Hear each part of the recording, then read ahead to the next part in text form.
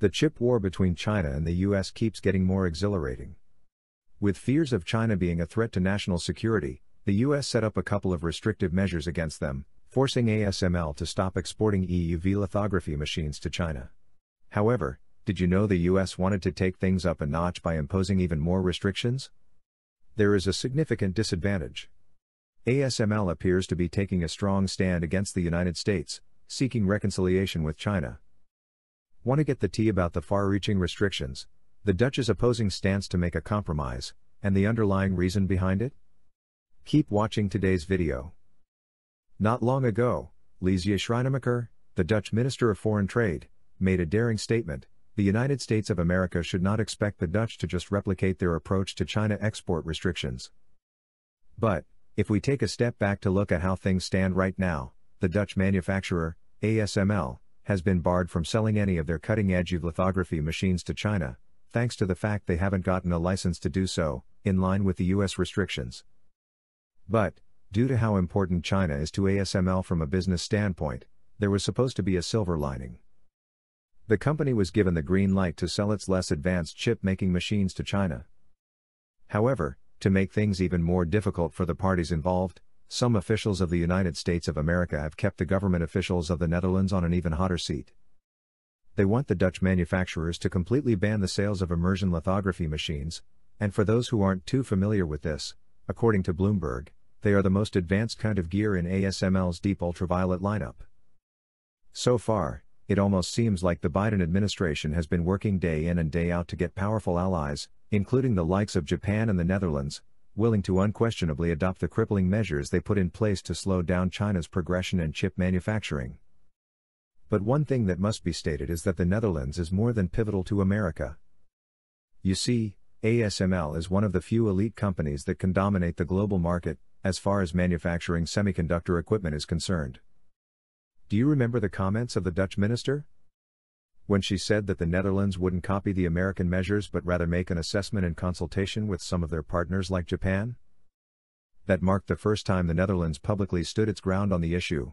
Considering all that, it's almost like they want a multilateral agreement, as opposed to the US simply making decisions all on their own and expecting their allies to cheer them on. It is important that we defend our own interests, our national safety, but also our economic interests, Schreinemacher notes. Interestingly, a couple of industry observers insist the comments from the Dutch minister are insanely critical. They believe the American allies are starting to be irritated or dissatisfied with the antics from the US and that they are set to reinforce the decisions of other nations to turn a blind eye to persuasion, or, dare to say, coercion from the United States of America. In addition to all that, analysts are also of the opinion that the comments from the Dutch were inspired by the stance of South Korea in joining the Chip 4 alliance, a tiny semiconductor circle led by the United States of America whose goal is to create a semiconductor barrier against the mainland of China. According to reports, some months ago, Seoul made a bold stance by laying out its terms to the United States of America before joining the Chip 4 alliance. They were clearly of the opinion that each of the 4 members of the alliance should respect the One China policy and refrain from mentioning any export barriers on China. What do you think, though? Could that have been the much-needed inspiration to the Netherlands? Moving on, Ma Jiwa, a telecommunication industry veteran analyst, states, the actions by U.S. allies carry special significance in terms of how China could avoid the turmoil of the U.S.-led lingering tech war and expand international business cooperation. However, in response to the additional bans planned by the United States of America, there's a strong feeling that they're being bullied. While Zhao Lijian, a Chinese foreign ministry spokesperson, emphasized that the growth of the global chip industry chain is the direct consequence of a combination of market laws and corporate decisions, he also discussed how the US has been maliciously suppressing China. A certain country has repeatedly abused its national power, politicized, instrumentalized and weaponized SciTech and trade issues, and maliciously suppressed China, which will not only seriously undermine global trade rules, but also damage the stability of the global industrial chain. A while ago, some negotiators from the European Union began working on some of the contentious trade issues with Washington.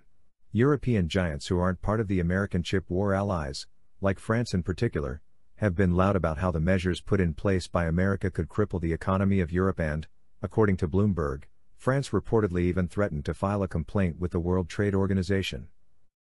One thing is for sure, though. If things go on like this, surely, the situation will get heated. There's one thing we'd like to add, though. Did you know while all of this has been going on, China has been working to ensure other countries stand their ground and make decisions for themselves instead of the United States of America doing it for them? In a Group of 20 summit that was held recently, Xi Jinping, the president of China, urged the Prime Minister of the Netherlands, Mark Rutte, to prevent disruption of global trade. Speaking to Rutte, Jinping states, "We must oppose the politicization of economic and trade issues and maintain the stability of the global industrial chain and supply chain." Speaking of which, did you also know that ASML has been giving warning signals to American officials? Bloomberg News had an interview with the CEO of ASML Holding, Peter Wennink, and he had some interesting things to say about the whole situation. For starters, according to him, the control measures put in place by America against China could push Beijing into being independent by making their technology mass-produce advanced chip-making machines, leaving America pitifully defeated. Semiconductor companies in China have to compete against global rivals, so they buy non-Chinese machines. If they cannot get those machines, they will develop them themselves. That will take time, but ultimately they will get there. In addition, Peter Wennink also believes the only way the situation can get resolved with all parties satisfied is for the necessary governments to have a meeting and dialogue with one another. It's not just between the Dutch and Americans, it involves other European countries, it involves Asian countries, so it's a complex situation. It is up to governments. I just have to follow what comes out. Guys, that's not even close to being all. Wennink also emphasizes that while the company has done its part by not selling the restricted cutting-edge UV lithography machines to China, the American government doesn't even seem to know what chips they need to be most worried about. In terms of America's worries about China using chips to make advanced weapons, he states, chips that are used in the weapon industry are 10 to 15 years old. That technology has already been available in China. That train has left the station. In line with Wennink, Bart Groothehuis, a Dutch MEP working on chips policy at the European Parliament, also feels the same. While he openly seemed to see reasons why the United States of America placed sanctions and restrictions against China, he also warned the Dutch government to carefully take a closer look at what is national security, and what is just an economic fight. You really have to look closely at that. There are certain chips machines, the old DUV machines, it doesn't make sense to me to cover all that, he said. Peter Wennink also had an interview with Financial Times, where he stated his optimism for the Dutch government to make reasonable sanctions that would not affect the pivotal industries dependent on semiconductors. He also seemed to be especially worried about the possibility of an increase in trade restrictions causing injurious friction in the entire chip manufacturing industry that could inevitably lead to either an astronomical reduction in the availability of cutting-edge chips or an increase in the prices of chips. Both scenarios are terrifying. Moving on, there seem to be some concerns in the aspects of geopolitics. A lot of people seem pessimistic about the current stance of the Netherlands having the sole bragging rights of granting export licenses for ASML technology. This is because any decision made by the Dutch, whether good or bad, might have far-reaching long-term consequences for industries all through the European continent. What are your thoughts, though? Should one nation have such power for such an important industry? Also, do you think the US is making the right call? Let us know in the comment section, and don't forget to explore more videos on our channel, subscribe, and give us a thumbs up.